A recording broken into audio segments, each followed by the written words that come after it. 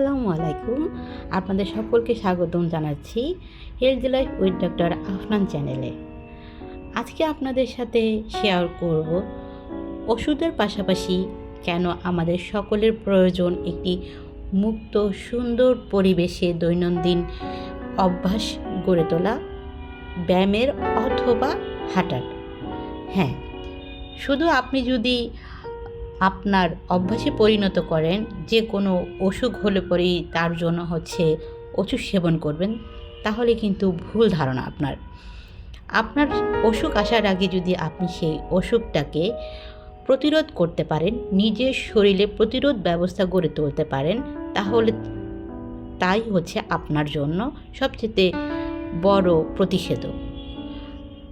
সবচেয়ে বড় প্রতিষেধক আপনি যখন খোলা আকাশের নিচে সুন্দর একটি মনোরম পরিবেশে আপনি হাঁটার অভ্যাস করবেন, তখন আপনার পঞ্চ ইন্দ্রিয় হয়ে উঠবে সতেজ, সুন্দর, সবল।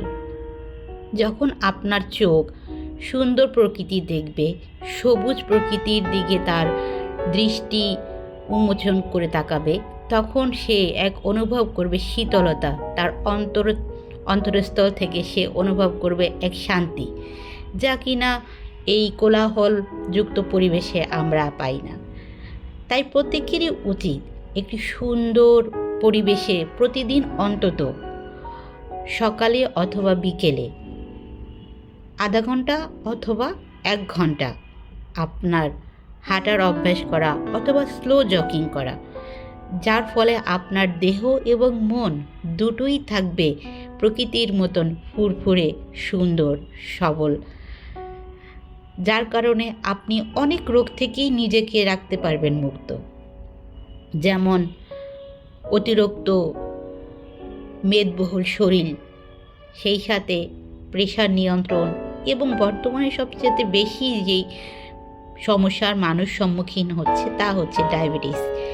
আপনি যদি নিজে নিয়ন্ত্রণ করতে পারেন, তাহলে আপনি এই সকল বড় বড় রোগ থেকে নিজেকে রক্ষা করতে পারবেন, এবং সেই সাথে আপনি দিতে পারবেন আপনার পরিবারকে একটি সুন্দর সুস্থ পরিবেশ।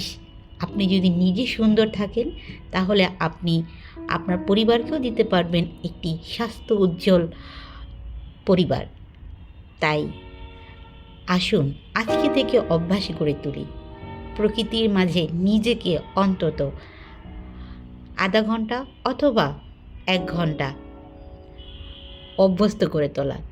আর এই সুন্দর প্রকৃতি আপনাকে দেবে নির্মল, বিশুদ্ধ এক সুস্থ জীবন, এবং এই সুস্থ জীবন আপনি দিতে পারবেন আপনার পরিবারকে। ধন্যবাদ সবাইকে। আবারও নতুন ভিডিও নিয়ে আপনাদের মাঝে আসব। সেই পর্যন্ত ভালো থাকবেন, সুস্থ থাকবেন।